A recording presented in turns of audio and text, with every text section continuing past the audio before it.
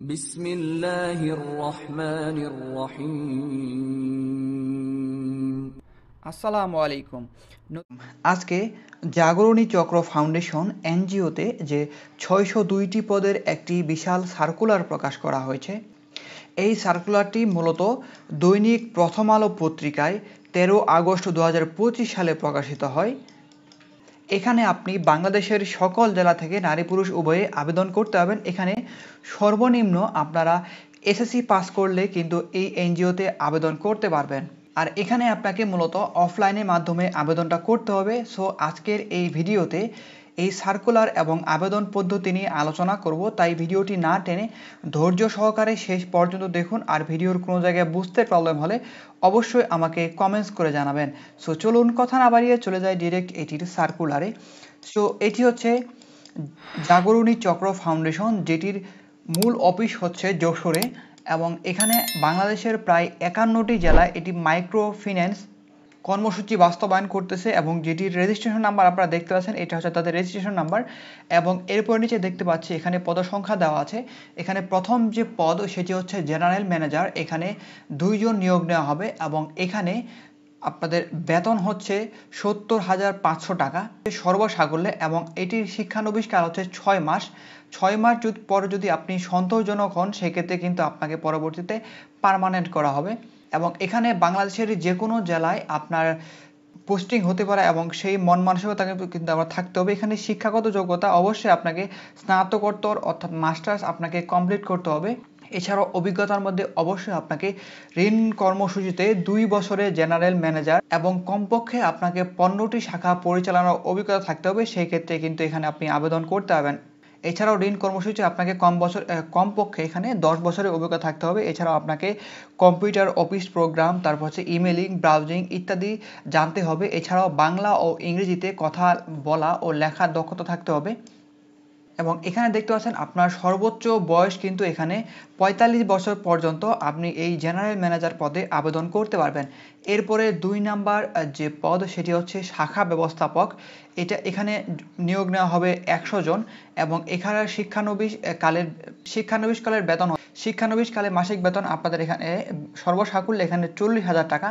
এবং যদি আপনি সন্তোষজনক হন, পরবর্তীতে যদি আপনি পার্মানেন্ট হন, সেক্ষেত্রে কিন্তু আপনার এখানে যে বেতন হবে সেটা হচ্ছে এখানে বেতন হচ্ছে 50,070 টাকা পর্যন্ত এখানে আপনাকে বেতন দেওয়া হবে। এখানে বাংলাদেশের যে কোনো জায়গায় আপনার পোস্টিং হতে পারে। এছাড়াও অবশ্যই এখানে আপনার শিক্ষাগত যোগ্যতা স্নাতকোত্তর অথবা মাস্টার্স আপনাকে কমপ্লিট করতে হবে, এবং অবশ্যই আপনাকে ক্ষুদ্র ঋণ কার্যক্রমের উপরে কমপক্ষে 8 বছরের বাস্তব অভিজ্ঞতা সময় থাকতে হবে। সেক্ষেত্রে কিন্তু এখানে আবেদন করতে হবে। এছাড়াও অবশ্যই আপনাকে computer office programme, emailing, browsing ইত্যাদি সকল বিষয়ে প্রায় মূলত এখানে আপনাকে এই কম্পিউটার অফিস প্রোগ্রাম, তারপর হচ্ছে মেইলিং, ব্রাউজিং ইত্যাদি যে দক্ষতা সেটা কিন্তু থাকতে হবে। এছাড়াও আপনার অবশ্যই বৈধ ড্রাইভিং লাইসেন্স থাকতে হবে, এবং আপনাকে মোটরসাইকেল চালানোর দক্ষতা থাকতে হবে। সেক্ষেত্রে কিন্তু আবেদন করতে হবেন এখানে শাখা ব্যবস্থাপক হিসাবে, এবং এখানে সর্বোচ্চ 40 বছর পর্যন্ত এখানে আপনি এই শাখা ব্যবস্থাপক পদের জন্য আবেদন করতে পারবেন। এরপরে 3 নম্বর পদটি হচ্ছে, এটা হচ্ছে শাখা হিসাব রক্ষক, এবং এখানে নিয়োগ নেওয়া হবে 100 জন। এখানে শিক্ষানবিশকাল 6 মাস, এবং 6 মাসে আপনাকে বেতন দেওয়া হবে 30,000 টাকা। পরবর্তীতে আপনার যদি শিক্ষানবিশকাল শেষ হয়ে যায় সন্তোষজনকভাবে, সেক্ষেত্রে কিন্তু আপনাদের বেতন হবে 37,370 টাকা পর্যন্ত। এখানে বাংলাদেশের যে কোনো স্থানে কিন্তু আপনার কর্মস্থল হতে পারে। এখানে শিক্ষাগত যোগ্যতার মধ্যে এখানে দেখতে পাচ্ছেন শিক্ষাগত যোগ্যতা হচ্ছে এখানে হিসাব বিজ্ঞান ও ব্যবস্থাপনায় স্নাতকোত্তর অর্থাৎ মাস্টার্স কমপ্লিট করতে হবে হিসাব বিজ্ঞান ব্যবস্থাপনায়, এবং এই ইত্যাদি বিষয়ে এই ক্ষুদ্র ঋণ কর্মসূচির উপরে আপনাকে 3 বছরের বাস্তব অভিজ্ঞতার সঙ্গে থাকতে হবে। এছাড়া অবশ্যই আপনাকে কম্পিউটারের যে সকল বিষয়গুলো আপনাকে জানা থাকতে হবে এখানে আপনার কিন্তু এখানেও বৈধ ড্রাইভিং লাইসেন্স থাকতে হবে, এবং মোটরসাইকেল চালানোর দক্ষতা থাকতে হবে। সেক্ষেত্রে আবেদন করতে হবে। এখানে সর্বোচ্চ 35 বছর পর্যন্ত শাখা হিসাব রক্ষক পদের জন্য আপনি আবেদন করতে পারবেন। এরপরে 3 নাম্বার পদটি হচ্ছে অফিসার। এখানে 300 জন নিয়োগ নেওয়া হবে। এখানে শিক্ষানবিশকালে বেতন হচ্ছে আপনাদের 27,000 টাকা। পরবর্তীতে সন্তোষজনক হলে স্থায়ী করানোর পরে আপনাদের বেতন হবে 33,575 টাকা পর্যন্ত।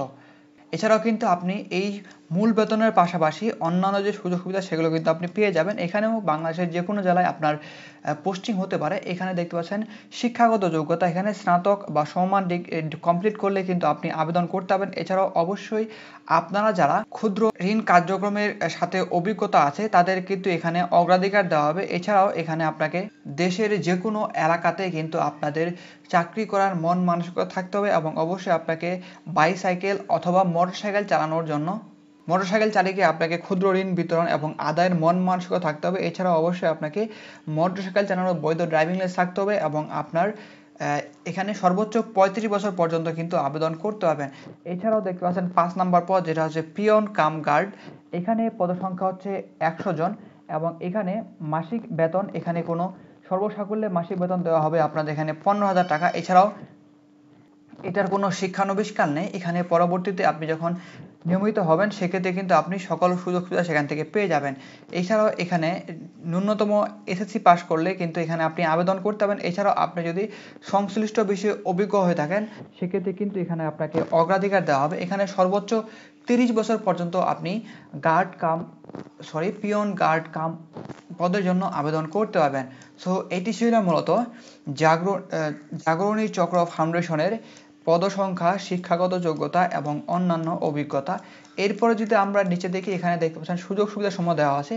এখানে মূলত আপনাদের বেতন ভাতার পাশাপাশি বাৎসরিক ইনক্রিমেন্ট, উৎসব ভাতা, এছাড়াও অন্যান্য যে ভাতা, সকল ভাতা দেখতে পাচ্ছেন এখানে সকল সুযোগ সুবিধা দেওয়া আছে।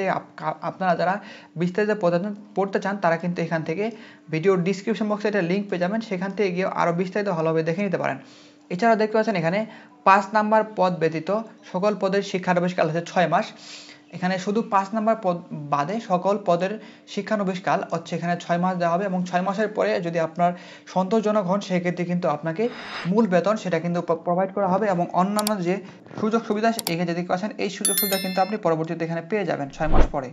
এবং আপনার যে শিক্ষাগত যোগ্যতায় আপনার যে পয়েন্ট আছে সেটা সিজিপিএ অনুযায়ী যদি আপনার অনার্স অথবা ডিগ্রিতে যদি আপনি আউট অফ 4 এর মধ্যে যদি 2 পয়েন্ট পেয়ে থাকেন সেক্ষেত্রে কিন্তু আবেদন করতে পারবেন, এই নিচে থাকলে কিন্তু আবেদন করতে হবে না। এছাড়াও আপনার এসএসসি এবং এইচএসসির সর্বনিম্ন আপনাকে 2.50 পেতে হবে, সেক্ষেত্রে কিন্তু এখানে আপনি আবেদন করতে পারবেন।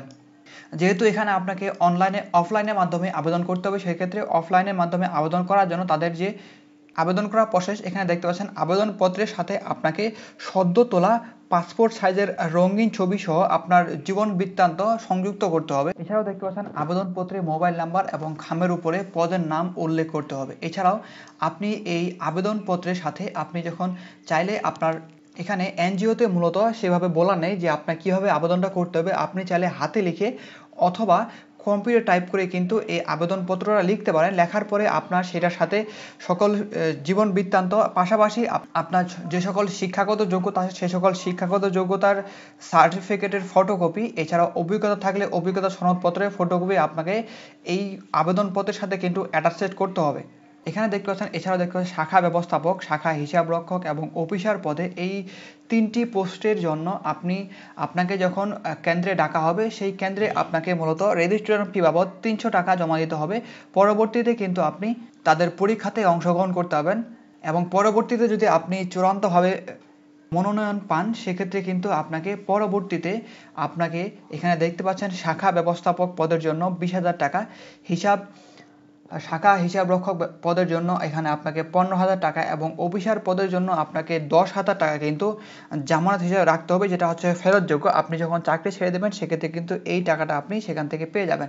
এছাড়াও এই জামানতের টাকা কিন্তু মূলত আপনাকে ব্যাংকের মাধ্যমে জমা দিতে হবে, আপনাকে সরাসরি তারা এই টাকা নেবে না। এছাড়াও এখানে দেখতে পাচ্ছেন 300 টাকার নন জুডিশিয়াল স্ট্যাম্পে আপনাকে অঙ্গীকারনামা প্রদান করা হবে, সেটা হচ্ছে বাধ্যতামূলক। এই 300 টাকার স্ট্যাম্পে আপনাকে কিন্তু অঙ্গীকারনামা লিখতে হবে এবং সেই অঙ্গীকারনামায় অবশ্যই আপনার সিগনেচার থাকতে হবে। এছাড়াও এই সার্কুলার যারা আবেদন করতে হবে না, ইতিমধ্যে যারা চাকরি থেকে বরখাস্ত হয়েছেন অথবা পদত্যাগ করেছেন, এছাড়া নারী নির্যাতনের যে বিভিন্ন প্রকার মামলা আছে সেই মামলা মোকদ্দমা করে থাকেন, এছাড়াও মানি লন্ডারিং ও যৌন শোষণ ও নির্যাতনে যদি আপনি অভিযুক্ত হয়ে থাকেন সেক্ষেত্রে কিন্তু এখানে আপনি আবেদন করতে পারবেন না। এছাড়াও যদি আমরা নিচে দেখি, এখানে দেখতে পাচ্ছেন আবেদন পাঠানোর ঠিকানা। এখানে আবেদন পাঠানোর ঠিকানা দেখতে পাচ্ছি জাগরণী চক্র ফাউন্ডেশন প্রধান কার্যালয় 46 মুজিব সরকার যশোহর 7400। এই ঠিকানায় মূলত আপনাকে যে চিঠি সেটা কিন্তু পাঠাতে হবে এবং এখানে দেখতে পাচ্ছেন আবেদনের শেষ তারিখ বা চিঠি পাঠানোর শেষ তারিখ হচ্ছে 25 আগস্ট 2025 সালের মধ্যে কিন্তু আপনাকে তাদের কার্যালয় বরাবর চিঠি পাঠাতে হবে। তো এটি হচ্ছে মূলত জাগরণী চক্র ফাউন্ডেশনের সার্কুলার। এছাড়াও আপনি এখানে যেহেতু আবেদন করবেন সেক্ষেত্রে এখানে আবেদন করার জন্য অফলাইনের মাধ্যমে অর্থাৎ চিঠির মাধ্যমে কিন্তু তাদের কাছে আবেদনটা করতে হবে।